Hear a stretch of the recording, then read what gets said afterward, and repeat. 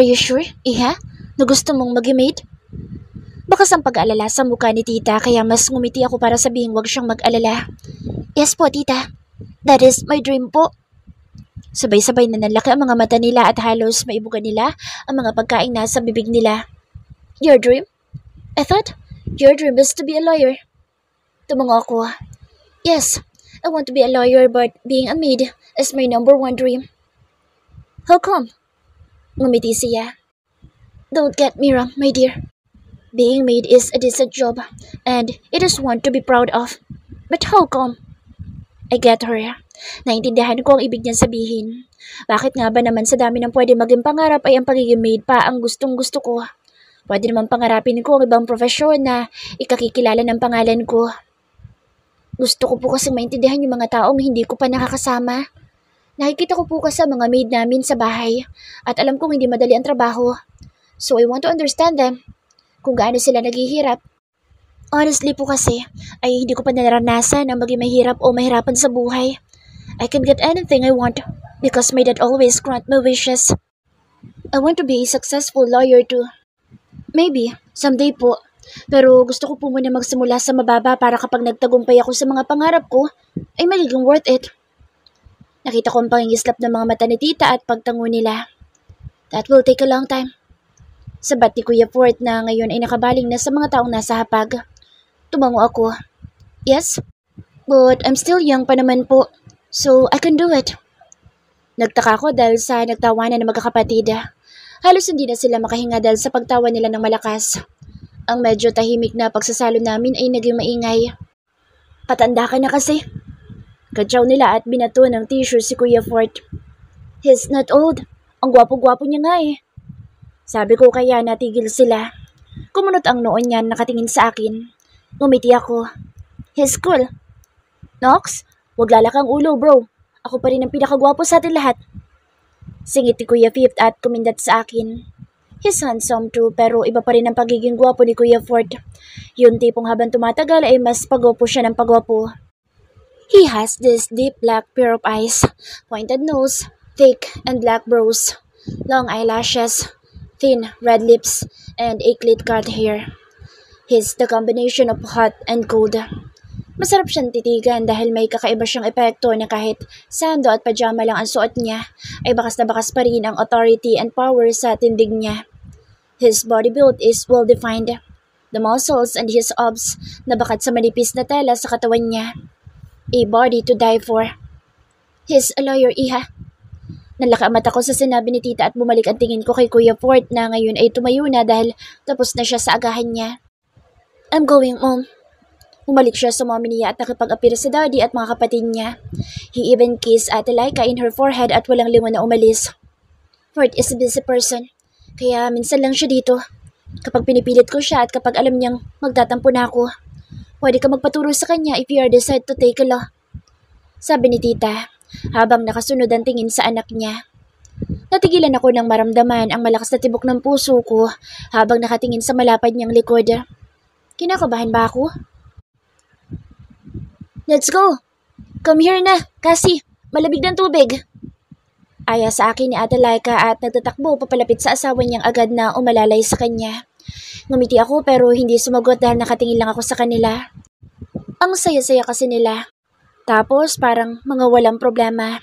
May pool party na ginaganap ngayon dito sa mansyon nila dahil bukas ay pupunta na kami sa bahay na mag-asawa at magsisimula na ako sa trabaho. Bakit ayaw mo sumali sa amin? Nahihiya ka ba? Ngumiti ako at bumaling kay Kuya Sakad na nasa harap ko na pala. Hindi naman po. Gustong-gusto ko lang na pagmasdan ng bonding niyo kasi nakakatuwa. Eh yun lang kasi ako nakaranas ng ganito kaya hindi pa rin ako makapaniwala. Paliwanag ko. Ginulo niya ang buhok ko. Don't be shy, okay? You're a family now, so feel at home. Thank you po, Kuya. No problem. Lahat kami magkakapatid ay mga lalaki kaya palagi kami natutuwa kapag may nadadagdag na babae sa pamilya. Natatawa pa siya habang nakatingin kay Ate Angela na kanina ko lang nakilalang asawa niya. Galing daw ito sa misyon. Bakit po nasa malayo si Kuya Fort? Hindi ko napigilang itanong dahil ang totoo kanina ko pa rin napapansin na nasa sulok lang si Kuya Fort sa dulo ng pool habang may hawak na bota ng beer. Nakatingin lang siya sa malinis na tubig at parang tulala. Don't mind him. Ganun lang talaga siya. Mas gusto niyang mag-isa kaysa makipag-usap, lalo kapag wala siya sa mood. He's always quiet at kapag ganyan siya, huwag mo nalang lapitan dahil susungitan ka niya. Magsasalita at makikijoy naman yun pag trip niya. King, napatingin kami kay Ate Angela na kumuway at mukhang tinatawag si Kuya Second. Kaya nagpaalam na ito at masayang lumapit sa asawa. Lumapit na ako sa kanila na nagkakainan na at nakasalo na rin pero hindi ko pa rin talaga maiwasan na mapatingin kay Kuya Fort na hanggang ngayon ay tahimik lang. Wala lumalapit sa kanya at parang sanay ang lahat na ganoon siya katahimik. Wala ka bang boyfriend, Cassie? Tanong ni Kuya Fit habang magkakaharap kaming kumakain ng snack. Hoy, off limits si Cassie sa kalokohan mo. Sabay ni Kuya Second. Nagtatanong lang? Angal niya na napapakamot pa sa ulo. Napahagikik ako. Wala naman po ako noon. Hindi po pwede. Bakit hindi pwede? Kunot ang mga noon nila nakatingin sa akin at talatang naghihintay sa sagot ko. Wala naman ako pwede maging boyfriend.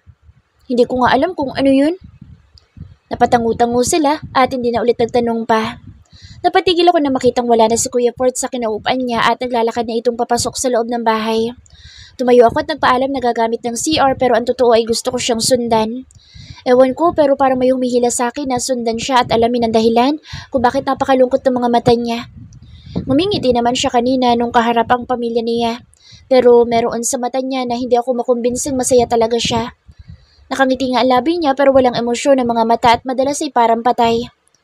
Papaakyat na siya sa second floor nang makapasok ako. Hindi ako nagpahalata sa pagsunod sa kanya. Hanggang sa makapasok siya sa kwarto.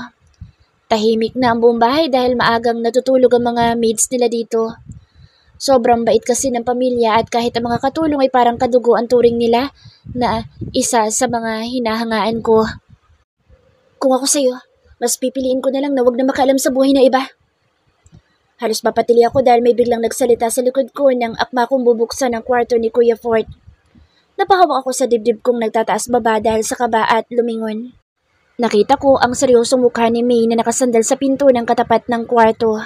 Ito ang anak ni na Ate Laika. Hindi siya nakatingin sa akin kundi sa hawak niyang libro. Ha? Natanong ko. Nagkibit-balikat siya na hindi man lang ako tinapunan ng tingin bago nagsimulang humakbang pababa. The more na mapapalapit ka sa isang tao, the more chances of getting hurt. Hindi kita maintindihan. Habol ko sa kanya pero hindi na niya ako pinansin. Napatago ako sa likod ng vase na malapit sa hagdan nang makitang bumukas muli ang pinto at muling lumabas si Kuya Fort na may dalang unan at kumot. Akala ko ay bababa ulit siya pero nagtaka ako nang maglakad siya hanggang sa dulo ng mga nakahilerang kwarto at sumakay sa elevator na ngayon ko lang nalaman na meron pala dito. Nang makasakay na siya doon at sumara iyon ay mabilis akong tumakbo at tiningnan kung papuntang saan. Hanggang 3 palapag ang mansyon at ayon sa nakalagay ay rooftop na ang sunod at doon na siya papunta. Anong gagawin niya doon? Hindi ko na lang sana siya papansinin dahil naalala ko ang sinabi ni Min pero hindi ko matanggihan ang curiosity na lumulukob sa akin. Napahugot ako ng malalim na hininga at pinindot iyon nang masigurong nakarating na siya sa rooftop. Kabadong-kabado ako habang nasa loob ng elevator. Wala naman dapat akong pakaalam pero hindi ko kasi mapigilan. Miss na kita. Natigilan ako sa paghakbang nang makarating ako sa destinasyon. Rinig na rinig ko ang malungkot at basag niyang boses mula sa kinatatayuan ko. Nakahiga siya sa gitna ng lugar gamit ang isinapin niyang kumot at unan kung saan nandoon nakataas sa mga braso niya. Ang isang braso ay nakatakip sa mata niya at kahit hindi ko nakikita ay madaling malaman na umiiyak siya dahil sa boses niya. Happy anniversary. Hindi ako nakagalaw sa kinatatayuan ko. May girlfriend na ba siya? Bakit kinakausap niya ang sarili niya? Natigilan ako nang tanggalin niya ang braso na tumatakip sa mga mata niya at tulala na naman na nakatingin sa kalangitan. Maraming bituin at napakaaliwalas ng gabi, kaya kahit ako ay naienggan yung pagmasdan iyon. Alam mo bang malungkot na naman ako kasi wala ka. Marami na rin ako naipinta para sa'yo at kahit gusto ko ipakita sa'yo, ay mukhang matatagalan pa. I'm really excited to meet you again. Rinig na rinig sa boses niya ang sobrang kalungkutan. Itinaas niya ang isang kamay niya sa ere na parang inaabot ang stars at may sumilay ng ngiti sa mga labi niya. Kahit medyo may kadiliman ay nakikita ko ang ekspresyon ng gwapo niyang mukha dahil sa liwanag ng buwan. You're my brightest love. Pagkausap niya dito, Love, maybe I'm right. He has a girlfriend. Tatalikod na sana ako nang mapangawi ako dahil sa pagkauntog ko sa pinto na nakalimutan ko na sa likod ko pala. Dahil sa pagkadala ko sa kalungkutan niya ay nakalimutan ko na naisara ko nga pala ang pinto papunta dito. Lumukha iyon ng ingay kaya mariin ako napapikit at hindi na nagtaka nang marinig ko ang galit niyang boses. What are you doing here? Mariin ako napakagatlabi dahil sa panginginig ng mga kamay ko. Natatakot ako dahil alam kong mali ang ginawa kong pagsunod sa kanya. What the hell are you doing here? Pag-uulit niya na gamit ang mas madiin na boses. Dahan-dahan akong humarap uli sa gawin niya at sinalubong ako ng galit niyang mga mata. Napagawi ako. Nothing. Gusto ko lang sana magpahangin dito pero naabutan kita. Sorry. I lied. Mas lalong sumama ang tingin niya sa akin. Really? Panguuyam niya at napalunok ako na lumapit siya sa akin.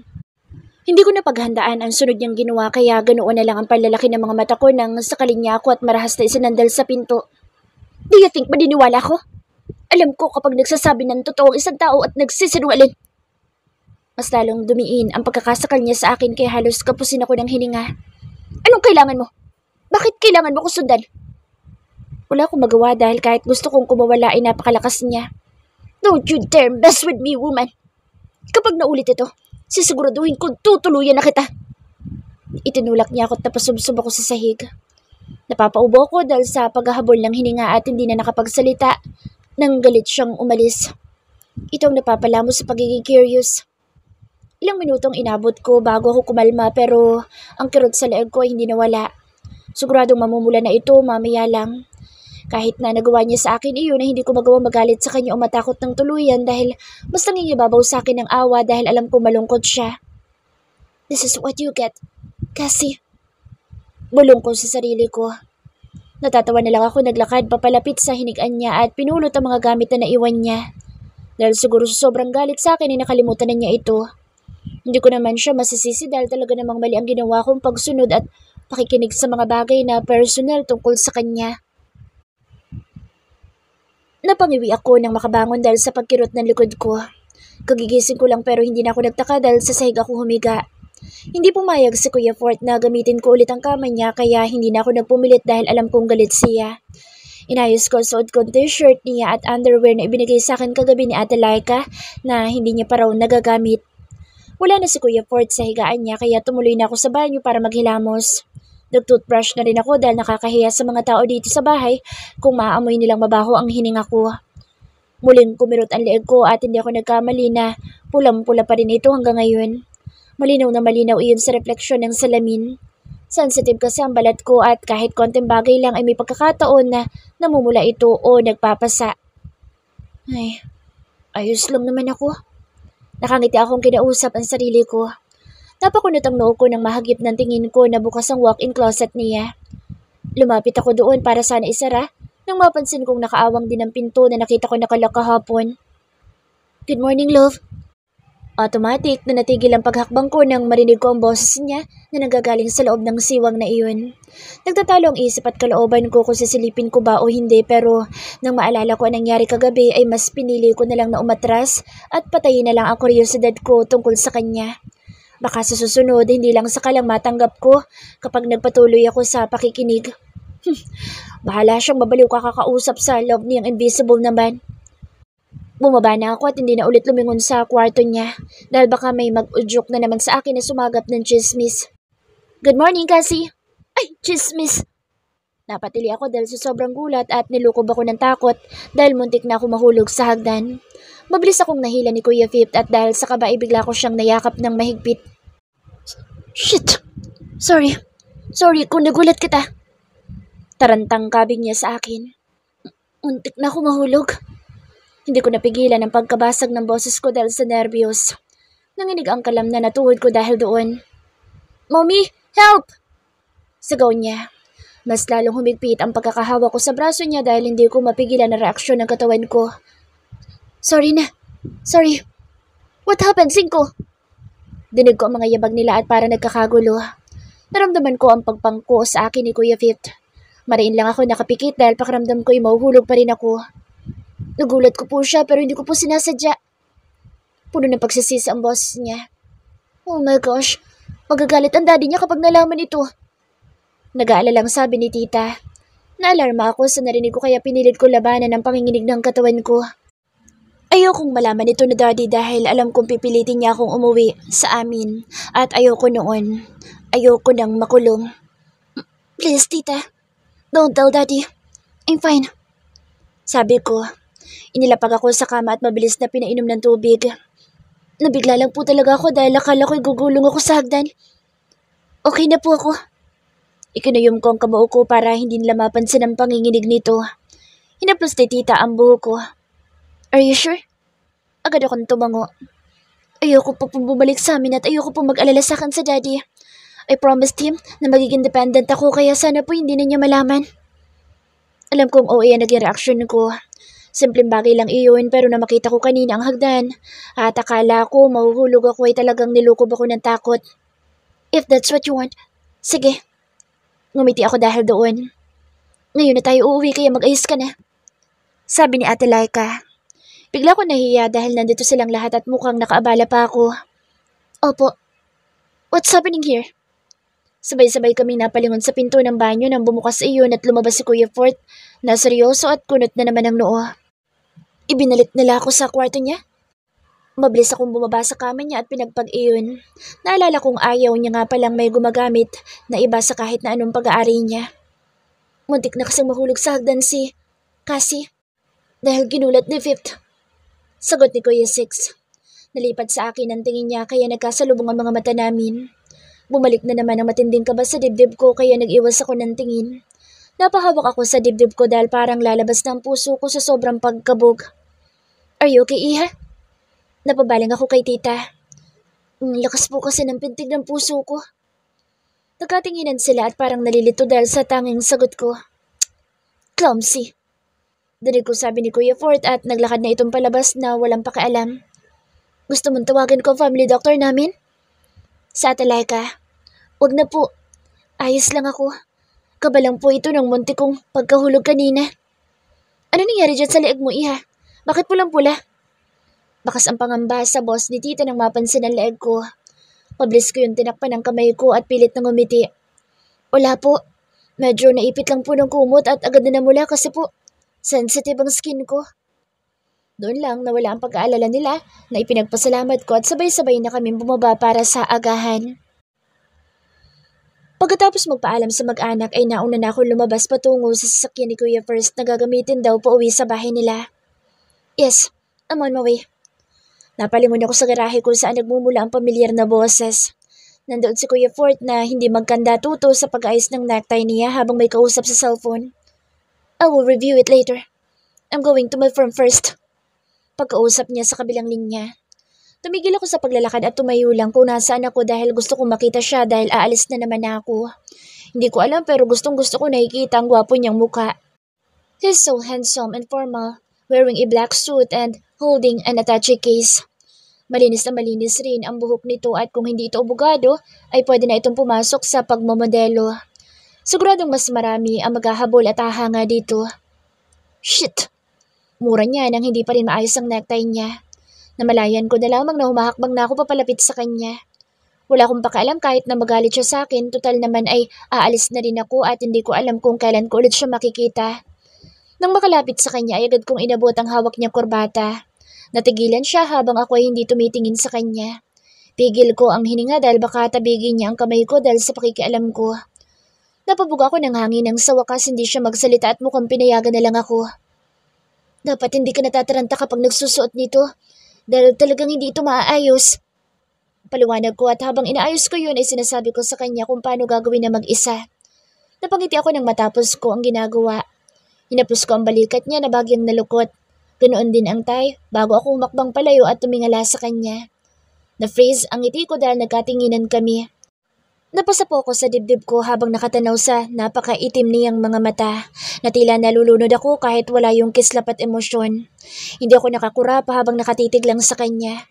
Ilang ulit pa ako napalunok dahil sa tensyon na nararamdaman ko kasabay ng mabilis na pagwawala ng puso ko. Yung dibdib ko. Nausal ko at doon lang ako napakurap nang tumalikod na siya at sumakay sa sasakyan niya. Napatras ako nang ilabas niya iyon at muntik nang masagi ang paa ko. Doon ko rin lang namalayan na pigil na pala ang paghinga ko habang malapit siya sa akin. Hindi ko alam kung ano nangyayari sa akin. Bakit lumalakas palagi ang tibok ng puso ko kapag malapit siya? May sakit na ba ako sa puso? Hey, Cassie! Aalis na tayo, tara na! Napapiksi ako nang marinig ang boss ni Ate Laika. Nakangiti akong humarap sa kanya at tumakbo papalapit sa sasakyan. Tuluyan ang nakaalis si Kuya Fort. Nakalimutan ko nga lang magpaalam sa kanya pero ayos lang naman dahil hindi naman kami close. Don't come near him again. Nagtataka ko na patingin kay May nang magsalita siya noong nagsisimula ng umandar ang sakyan. Magkatabi ang mag-asawa sa front seat samantalang kaming dalawa sa back seat. Ako ba ang kausap niya? Huwag mo na lang siyang pansinin. Ganyan talaga siya. Hilig niya magbasa ng malakas minsan. Sabi ni Ate Laika nang marinig ang sinabi ng anak. Ano bang binabasa mo? Tanong ko kay Laika na abala lang sa pagbabasa. Simula nang dumating ako sa mansyon nila ay walang pagkakataon na nakita ko siyang walang libro. Wala siyang pakaalam sa paligid tulad ng Uncle Fort niya. Hindi kanya sasagutin. Sabi ni Kuya First. Ngumiti na lang ako nang mahalatang walang balak makapag-usap si Min. Ang weird niya pero hindi naman nakakatakot. Tuwang-tuwa ako habang pinagmamasdan ng iba't ibang building na nadadaanan namin. Mga malalaking bahay at napakaraming mga sasakyan. Napapapalakpak na lang ako dahil sa dami ng tao at buhay na buhay ang city ngayong umaga. Halos hindi na maisara ang bibig ko sa pagkamangha habang nagmamasid sa paligid. Ngayon ko lang nakita ang ganitong tanawin at kahit siksikan sa Pilipinas at napakainit ay mas pipiliin ko pa rin dito kesa sa amin. Grabe, ang ganda talaga sa pakiramdam kapag nakakakita ko ng maraming tao. Napahagikik ako nang makarating na kami sa bahay nila. Hindi man ito kasi laki ng mansyon ng mga Miller ay malaki na ito para sa isang pamilya. Mayaman sila kaya hindi na ako nagulat na napakaganda ng bahay nila. Totoo bang ngayon ka lang nakakita ng mga tao? Manghang tanong ni Ate Laika na agad kong tinanguan habang malawak ang ngiti. Opo, I've been living po in our mansion in California since the day I was born at hindi po ako allowed na lumabas. Paliwanag ko saka bumaba na sa sasakyan. Really? Bakit naman? Sabay kaming naglakad papasok sa bahay samantalang ang mag-ama ay nasa likod namin at parehong tahimik. Ayaw po ni Daddy dahil delikado daw po ang kahit na anong lugar sa labas ng bahay namin at ang tanging safe lang daw po ay ang mansyon. I have anything I want kasi hindi naman nagkulang sa Daddy pero kahit ganoon ay mas gusto ko pa rin maranasan ang totoong buhay kaya nandito ako. Paano mo napapayag ang Daddy mo kung ayaw kanyang palabasin? Napangiti ako nang maalala ang kondisyon ni Daddy. Pinayagan niya ako pero dapat ay hindi ako mag-aasawa. Nanlaki ang mga mata niya at inalog-alog ang magkabila kong balikat. Hindi siya makapaniwala. Bakit ayaw niya mag-asawa ka? Sabi niya ay sasaktan lang ako ng mga lalaki at yaman lang namin na magiging dahilan kaya nila ako gustong mapangasawa. Bali walang sagot ko. Wala lang naman sa akin kung mag-aasawa ako o hindi.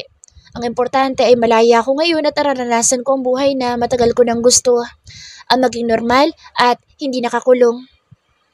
Hindi naman habang buhay na nandito sa mundo ang Daddy mo. Paano yan kapag nawala na siya? Sino mag-aalaga sa'yo? Kailangan mo rin na lalaki magiging pamilya mo kapag wala na siya. Hindi pa rin siya makapaniwala kaya natatawa na lang ako. Umiling ako dahil sa sinabi niya. Sabi niya, hindi naman lalaki o asawang kailangan ko. Hanggat mayaman ako, ay may magbabantay sa akin. Nandiyan naman daw ang mga yaya ko at pwede ako mag-ampon para may makasama. Yun, ang bagay na kinamulatan ko. Kahit na lahat ibinibigay ni Daddy ay hindi niya hinayaang maging dependent ako sa isang tao, lalo na sa lalaki. Palagi niyang sinasabi sa akin na hindi daw dapat umiikot ang mundo ko sa isang tao. Kaya para mangyari iyon, ay huwag kong pasukin ng pag-aasawa dahil masasaktan lang daw ako at ayaw niyang mangyari iyon. Hindi ko man alam kung paano ako masasaktan kapag naging dependent ako sa isang tao ay isang ayon ako sa gusto ni Daddy. Kakaiba palang paniniwala ng Daddy mo. Kasi kung ibang magulang yun, gugustuhin na makahanap ka na mag-aalaga sa'yo. Tumango ako. Para daw yun sa akin, dahil hindi niya daw ko hayaang mapunta sa isang taong hindi ako ituturing na Reyna. Ibig sabihin, tatanda kang dalaga? Pagkapasok namin sa loob ng bahay ay agad niya akong hinila papunta sa couch at pinaupo dahil gusto niyang mag-usap pa kami. Maybe. I don't really know. Nagpout siya at napahawak sa baba. Sayang, gusto pa naman kita para kay Kuya Fort. Nanlaki ang mga mata ko dahil sa biglaang pagdagsa ng kaba sa puso ko dahil sa pangalang binanggit niya. Nandoon na naman ang pagwawala nito. Gusto mo ako para kay Kuya Fort? Tanong ko. Napapalakpak siya at kulang na lang ay tumalon. Yup, yup. Nakita ko kasi parang bagay kayo. Napakaseryoso niya kasi palagi. Tapos kahit na medyo tumatanda na siya, ay wala pa rin siyang ipapakilalang babae sa amin. Lumungkot na naman siya.